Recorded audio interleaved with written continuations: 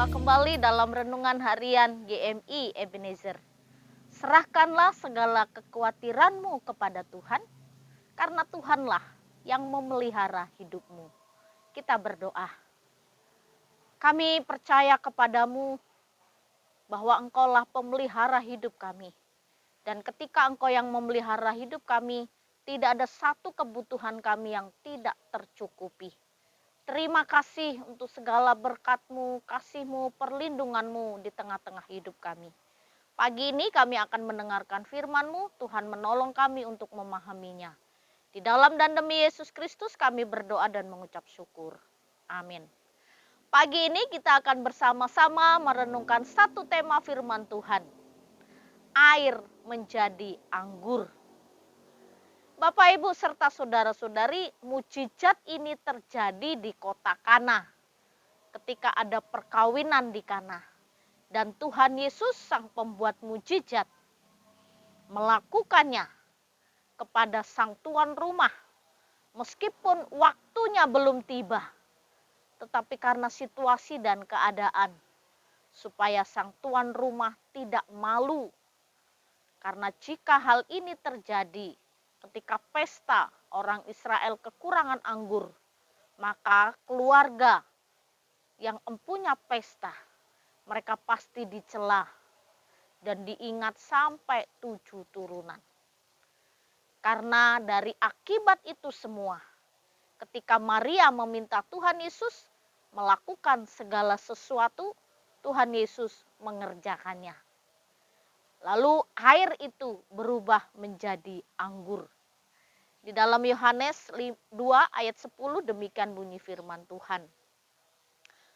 Dan berkata kepadanya, setiap orang menghidangkan anggur yang baik dahulu, dan sesudah orang puas minum, barulah yang kurang baik. Akan tetapi engkau menyimpan anggur yang baik sampai sekarang. Semua tamu yang menikmati anggur buatan Tuhan Yesus, menjadi anggur yang paling enak. Lalu mereka katakan, kenapa tidak duluan yang enak yang kau berikan kepada tamu, baru yang tidak enak?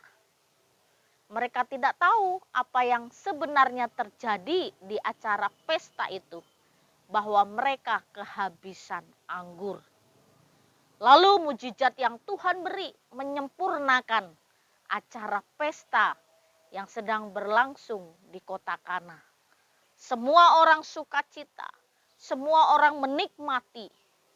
Dan itulah mukjizat yang pertama yang Tuhan Yesus lakukan di tengah-tengah pelayanannya. Lalu Bapak, Ibu, serta saudara-saudari, tanda-tanda mukjizat selalu menyertai pelayanan Tuhan Yesus. Dimanapun Tuhan Yesus melayani, dimanapun mengajar, selalu ada mukjizat. Untuk apa mukjizat itu terjadi?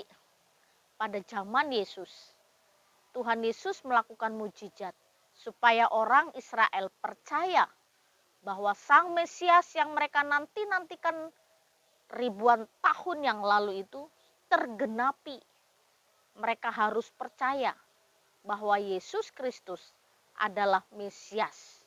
Mesias yang mereka nanti-nantikan.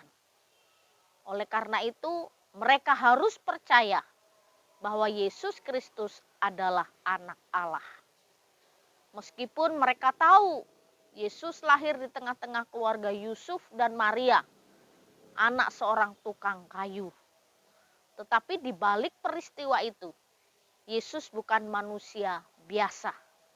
Dia adalah anak Allah yang turun ke dalam dunia ini untuk menyelamatkan seluruh umat manusia. Tanda-tanda mukjizat itu terjadi dan tanda-tanda mukjizat itu Tuhan lakukan supaya mereka melihat kemuliaan Allah. Dan mereka melihat bahwa kerajaan Allah sudah datang ke dalam dunia ini. Jadi Bapak, Ibu, serta saudara-saudari, Tuhan Yesus selalu melakukan mukjizat, mukjizat dan mukjizat. Lalu masih adakah mukjizat Tuhan sampai hari ini? Masih ada. Karena Tuhan kita adalah Tuhan yang sama. kuasanya tidak berubah, kasihnya tidak berubah dahulu, sekarang, sampai selama-lamanya. Dan Tuhan yang kita sembah adalah Tuhan yang sama, yaitu Yesus Kristus.